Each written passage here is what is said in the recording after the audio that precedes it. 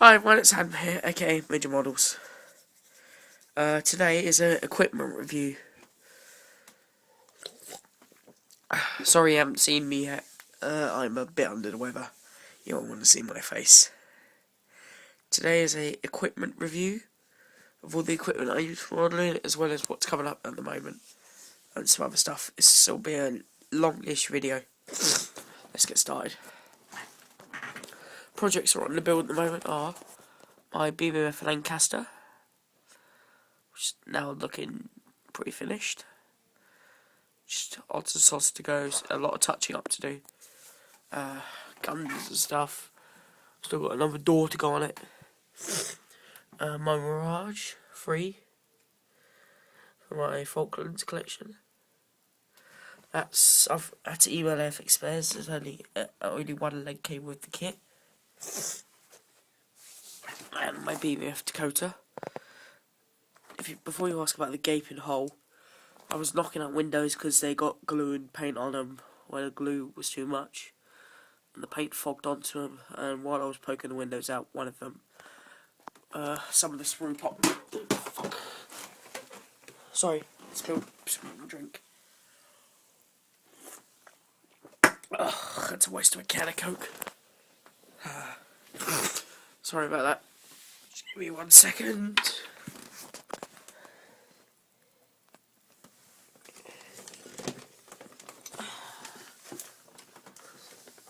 So there's not too much damage. Alright. Oh, I have to apologise about him. That thing there. He keeps all my videos. He tries to get into every video I do. Alright, let's get started. Don't worry about all this up here. I'll go into that later. Let's start with. This is what I do. Sometimes I tend to turn the light out, and I just tend to model by the light of this Vivarium, like this. Hold on. I can still do model kits from the light of the Vivarium. That's not a bottle of water, it's spirits. Okay. To start with, glue. Plenty of model glue is always needed. Sorry, I can't do this one-handed, sorry. Oh, God. Plenty of model glue is always needed, that's all I'm going to say. I think I've got enough. Oh, yeah. Plenty of that.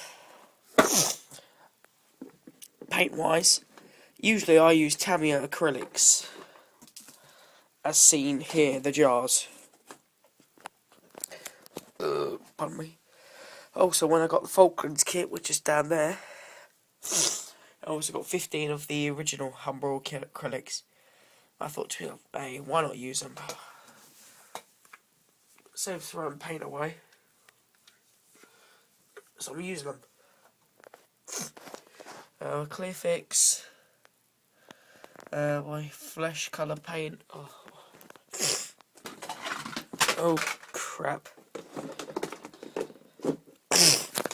I would pause this, but oh, thank God no damage. Oh, it's a very small model room. I tend to do that all the time. I tend to knock models on and off. That's just my paint jar. Yeah, might as well introduce. Hello, buddy. This is Fred. Oops. He likes cameras.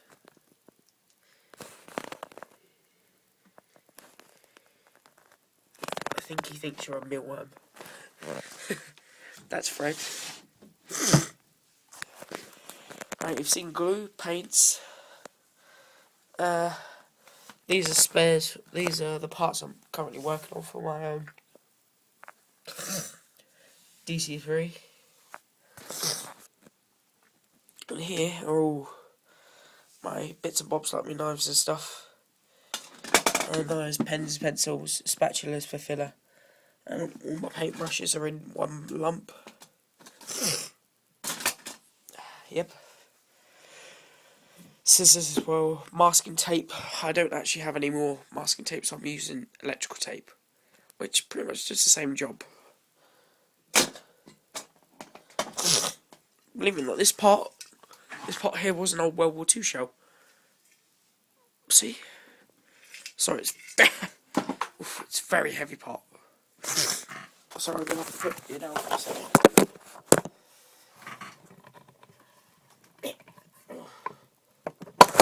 Very sorry. Sorry about that. Inside we have. Sorry, I keep all my spares. If I've got a model kit on the go at the moment, I need someone to put spare bits. In the old German shell they go. Like I was saying, see that eagle there? That's a German Second World War shell. And that is made out of the warhead. My grandma had that pot for years. And after she passed away, it was handed on to me. Here's sanding paper, instructions for my DC3, special decals for my DC3, and my instructions for my other little bits and bobs. That box there, the one with the Lego written on it, that is my decal box, or even my spare strips of decals, or just decals from my model project on the move go. Beyond that, it's just a pencil case. I tape measure. That's pretty much it. All my reference stuff. This was a cookie tin. Now it's just a Liberty tin. There were cookies in it, but me being a modeler, me cup of tea with cookies. Yeah, it didn't last long. By the way, word of advice: never eat cookies over a model that's drying. Yeah. I end up picking chocolate chips off my Lancaster. If anyone asks, the heater, that is actually there. If I've got a paint on the bottom of the model and he's drying, I'll pop the heater underneath there and that will dry that up nicely. Like I said, reference books. That is for a project that's coming on. The FX handbook, which I got from my little sister for Christmas. Love it. And lamp wise, because I was saying I've modelled my lamp. This is pretty much the lamp I use. I don't actually buy it for modelling purposes, I buy it for him. Also have to buy them real ones. Not important. If you give me a second, I will move on to my stash. I've been doing models since I was 10. I'm now 17, going on 18. And I only have a stash of about 12 kits. It used to be all I see a kit, I have to build it. Right, here we have a 172 Bucara.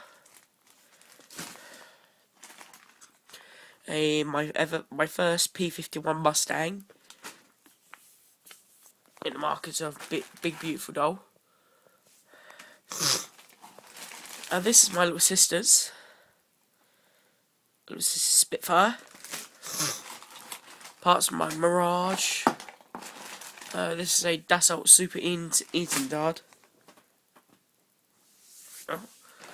My model of the I'm not sure what scale it is.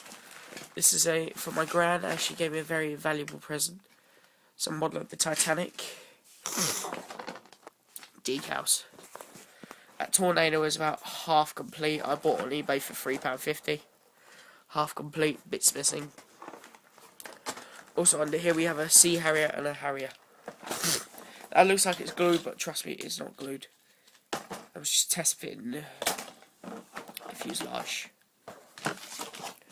So yes, quite a few models to be done.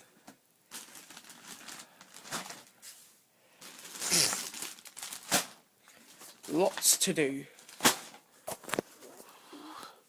As well as all that. Quite a few of them up there, which I'll get to another day.